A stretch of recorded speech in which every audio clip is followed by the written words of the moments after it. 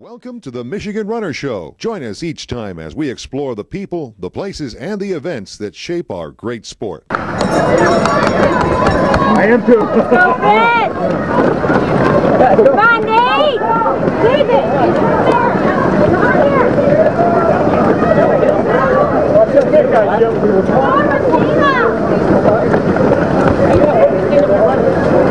Hey, there he is!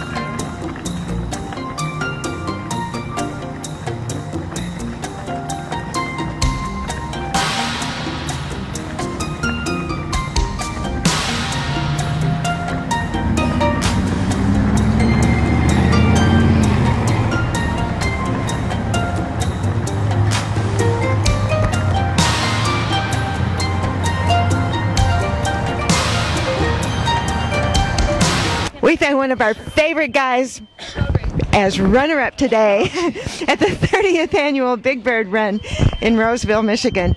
Bob Buscar, tell us about your race today. You know, I just went out there and gave it all I had. Nick Cruz is a heck of a runner, so I knew I had my work cut out for me, but I was just glad, you know, there was someone in front of me to just keep me working hard. But you know, he's very good, so I knew it would take everything I had, and that wasn't good enough. So, but I was pleased with my performance.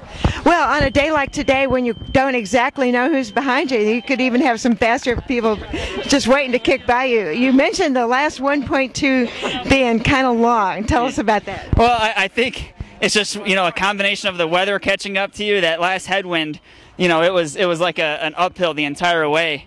But I knew that if I just kept focused on Nick, that there wasn't anyone going to catch me from behind, because I was going full speed, and I gave it all I had. What was your strategy on the bridge? The bridge, it's kind of hard because you push up the hill, but on the downhill, you know, you have to slow down because of that 180-degree turn.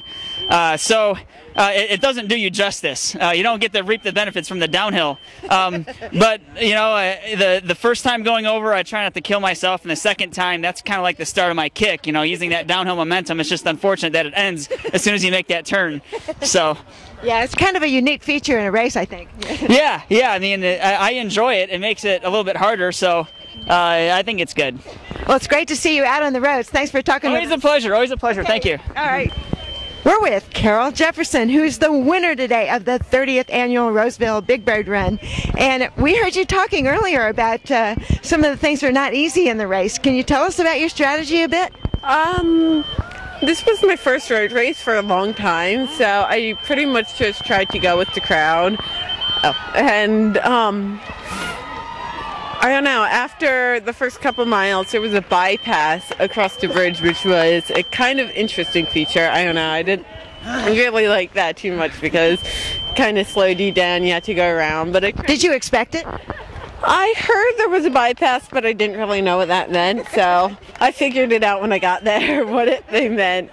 But yeah, it was good. I tried to just hang with some of the guys for a little while, and after a couple miles I tried to kind of pick up the pace, but I think I just continued running the same pace and it felt harder. And on the way back, the straightaway seems like you're going to be there in just a couple seconds, but it's really a lot longer than it looks, and you just start sprinting and it doesn't get any closer. But it was a good race, yeah. Well, you had a good time. You were way ahead of other people. So. Oh, well, thank you. Thanks, it was fun. Well, thank you for talking with us. Congratulations. We're here celebrating the 30th annual Roseville Big Bird Run with a couple of guys who are not just veterans. They've run every single one. And to my left is Russ LaBarge, and to his left is Daryl McGee. Now, Russ, rumor has it that you had something to do with the beginning of this run. Can you talk about that? That's right. We started off as a fundraiser for the Rotary Club. It was my idea that we thought this would be a great event. And our first race we had 70 runners, and for the prize we gave a live turkey. That was the Big Bird. That was how the name, and we did that for 2 years. The second year the person who had the live turkey stopped at a drugstore and someone took it out of his trunk.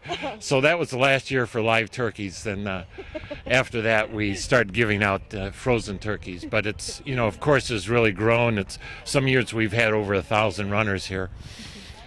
But the tradition of the turkey continues. In fact, that's one of the things that keeps people hanging around for the awards, and it's just really fun to take home a turkey. It becomes a big part of the inspiration. Daryl, can you talk about the race and doing 30 years of it no matter what?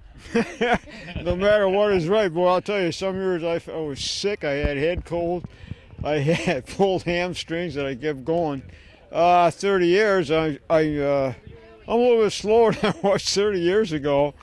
I'll tell you what, when we started originally, we started from the high school over in Martin. We didn't have the overpasses. And then they moved over here. This is a different course. They started the overpasses. And I'm 74 years old, and the overpasses are looking pretty steep to me anymore.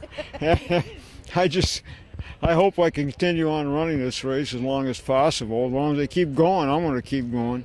And try and keep ahead of this guy next to me over here.